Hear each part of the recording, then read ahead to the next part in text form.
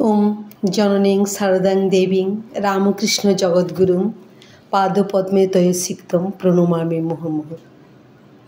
আজ পাঠ করছি মায়ের কথামৃত সকলের মা।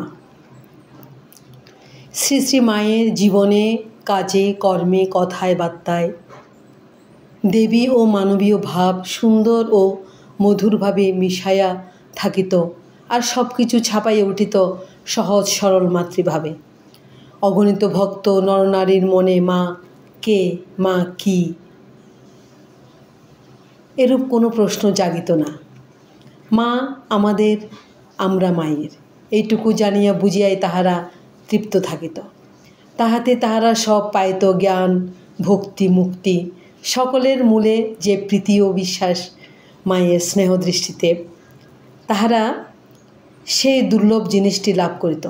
মাতৃশক্তি যে সকল শক্তির আধারভূতা, মাতৃভাবে যে সেই সকল ভাবের সমন্বয়। আপনাকে রেখে ঠাকুর আগেই চলে গেলেন কেন? এই প্রশ্নের উত্তরে মা একবার ধীরভাবে বলিয়াছিলেন, মাতৃভাব জগতের বিকাশের জন্য এবার আমাকে রেখে গেছেন। এই মাতৃভাব উভয়েরই ভাব, ইহার বিকাশ দুজনেরই দায়। শ্রীরামকৃষ্ণ যে ব্রত প্রতিষ্ঠা করিয়াছিলেন, মা প্রতি নিঃশ্বাসে প্রশ্বাসে তাহার ব্রত পালন করিতেন। মায়ের এই মাতৃভাব যে কত দূর প্রসারী ছিল তাহা আমাদের কল্পনার অতীত। ক্বচিৎ কখন কোনো সেবক বা সন্তানের মন সংশয়ে আক্রান্ত হইলেই মা গম্ভীরভাবে আত্মপ্রকাশ করিতেন। একদিন জৈনিক অল্পবুদ্ধি সেবক উদ্বোধনে মায়ের ঘর ঝাড় দিতে দিতে ভাবিতেছেন, এ কার সেবা করছি, কেন করছি? ইনি রামকৃষ্ণ পরমহংসদেবের বিধবা স্ত্রী বই, আর কিছু তো নন।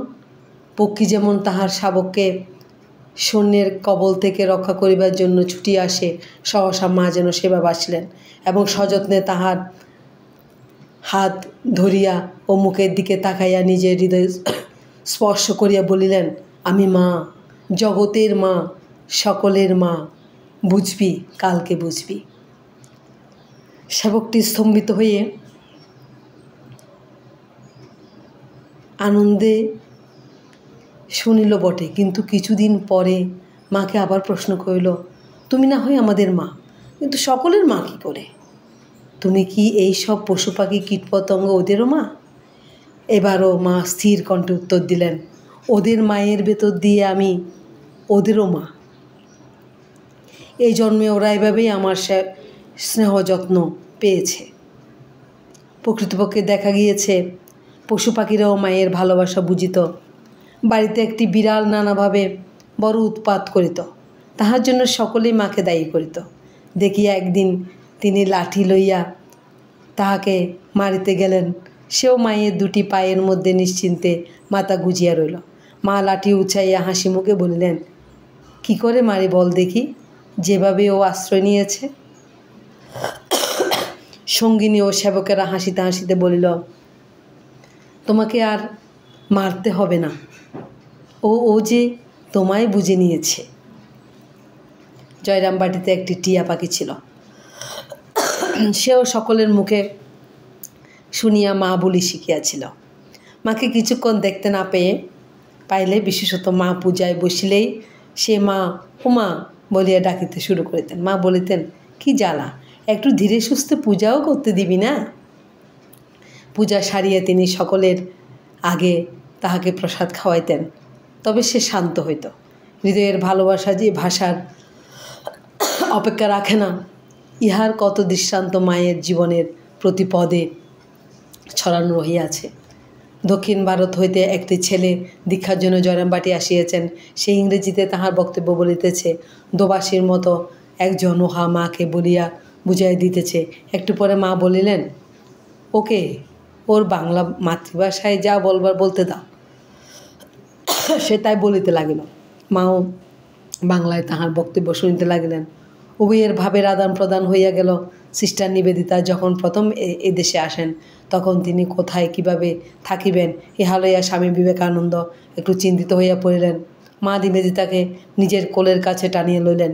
নিবেদিতাও নিজের মায়ের খুকি বলিয়া মনে করিতেন। মায়ের এই মাতৃত্ব জাতি ধর্ম ভাষার বাধা লঙ্ঘন করিয়া আজ দেশকালকেও অতিক্রম করিতে চলিয়াছে।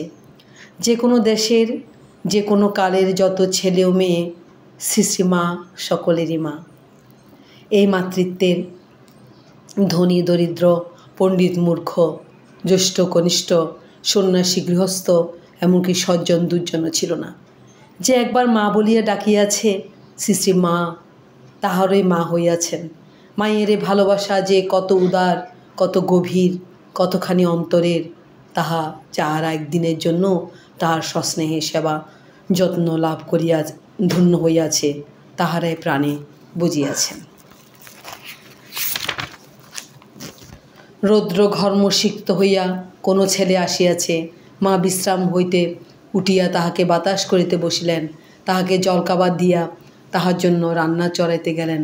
একটি ছেলে কাজে গিয়েছিল। মুষলধারে বৃষ্টি নামিয়াছে। মা ঘর বাহির করিতেছেন।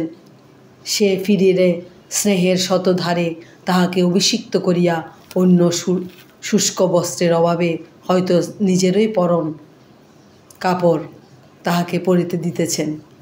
দীক্ষাদানের পর একটি ছেলেকে লইয়া মা খাইতে বসিয়াছেন। খাওয়ার পর ছেলেটি উচ্ছিষ্ট বাসন উঠাইতেছেন। মা বাম হাত দিয়ে তাহার হাত চাপিয়ে ধরলেন। থাক, ও আমিই নেব। ছেলেটি বলে, তা কি হয়? আপনি নিলে আমার অকল্যাণ হবে। মা বলিলেন, সে কি বাছা, আমি মা, আমার কাছ থেকে কখনো অকল্যাণ হয় না। মা এটো পরিষ্কার করবে না তো কে করবে? মা ছেলের কত করে আমি কি তোমার কিছু করতে পেরেছি? এরূপ দৃশ্য এক আধ দিন নয়, প্রায়ই ঘটিত। শ্রী মায়ের কাছে গুরুভাবের সহিত মাতৃভাব অবিচ্ছিন্নভাবে মিশিয়া থাকিত। যিনি মা তিনি গুরু, নাস্তি মাতৃসম গুরু। এই বাণী তাহার মধ্যে অতি সুন্দর ও মধুরভাবে ফুটিয়া উঠিয়াছিল। জয়রামবাটিতে একটি মুসলিম মজুর খাইতে বসিয়াছে। মায়ের ভাইজি দূর হতে ছুরিয়া ছুরিয়া পরিবেশন করিতেছে দেখিয়া মা বলিলেন, অমন করে পরিবেশন করলে কেউ খেতে পারে নাকি? বলিয়াই তিনি পরিবেশন করিতে গেলেন। খাওয়ার শেষে যখন এটো জায়গায় জল ঢালিয়া দিতেছেন তখন অপর সকলের সমালোচনা থামাইয়া বলিলেন, শরৎ আমার যেমন ছেলে আমজাদও তাই। শ্রী মায়ের মাতৃভাব এত স্বাভাবিক ছিল যে অনেক ভক্ত নরনারী দেখতে তাহার চালচলনে কথায় বলায় ভঙ্গিতে এমনকি মুখাকৃতিতে পর্যন্ত স্বীয় জননীর ছায়া ও ছবি ফুটিয়া উঠিয়াছে। মাতৃহারা তাহাকে পাইয়া মাতৃশোক ভুলিল, কেহ বা অনুভব করিল গর্ভধারিণীর স্নেহের টান অপেক্ষা শ্রী মায়ের আকর্ষণ বেশি। দীক্ষার পর একটি মেয়ে জিজ্ঞাসা করিয়াছে, কি সাধন ভজন করব মা? মা শান্ত গম্ভীর কণ্ঠে বলিতেছেন, জন্ম জন্ম সাধন তপস্যা করে তো আজ আমার কাছে এলে মা, আর কি সাধন ভজন করবে? আবার কোনো ছেলে যদি বলতো মা তোমার কাছে আশ্রয় পেয়েছি, আর কি জপ তপ করবো? অমনিতে মা বলতেন, সে কি বাবা, ভগবান কেমন আঙ্গুলগুলি দিয়েছেন, জপ করবে না তো কি করবে? জপাত সিদ্ধ। সারাদিন শত কাজের পর রাত্রিতে শয়ন করিয়াও মা কেন জপ করিতেছেন জিজ্ঞেস করিলে বলিতেন, কত জায়গায় কত ছেলে মেয়ে তারা ঠিক মতো জপ করতে উঠতে পেরেছি কি না কে জানে, তাই তাদের জন্যই করছি। 2-3 দিন থাকিয়া যখন ভক্ত ছেলেরা জয়রামবাটি হইতে চলিয়া যাইত, মা পথে খাইবার জন্য তাহাদেরকে খাবার দিতেন, পান সাজিয়ে দিতেন, আবার আসিতে বলিতেন। বিদায়কালে কখন কখন তাহার চিবুক ধরিয়া চুমু খাইতেন। তাহারা কিয়দূর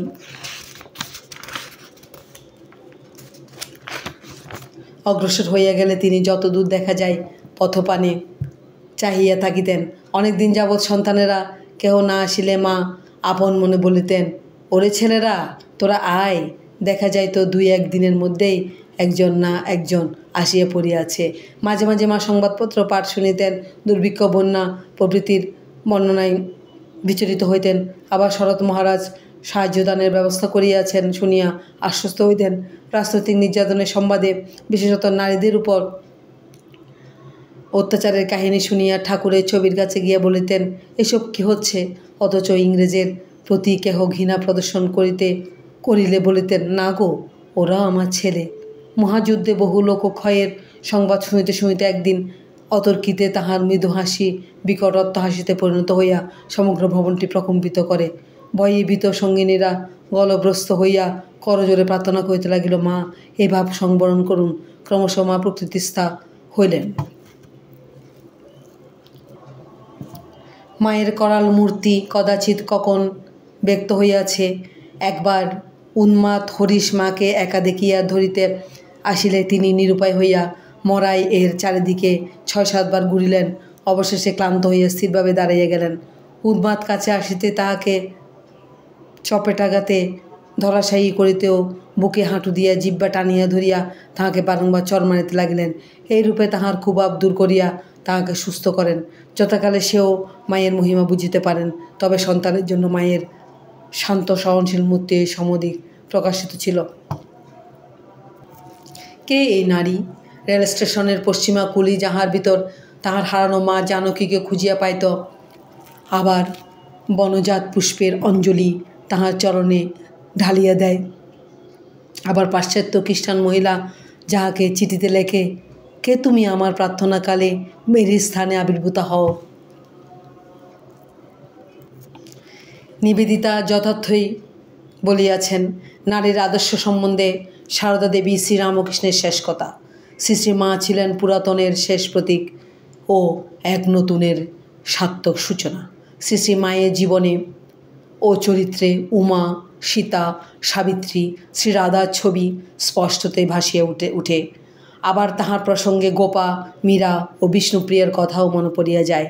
পুরাতনের সকল মাধুর্য লইয়া এবং নতুনের অপূর্ণ ঐশ্বর্যে বিমণ্ডিত হইয়া শ্রী শ্রী মায়ের অনুপম মাতৃত্ব পরিপূর্ণভাবে ফুটিয়া উঠিয়াছে। তাহাকে কেন্দ্র করিয়া নতুনতর গার্গী মৈত্রেয়ীর সম্ভাবনা, ইহাই স্বামীজির ভবিষ্যৎবাণী। জয় মা।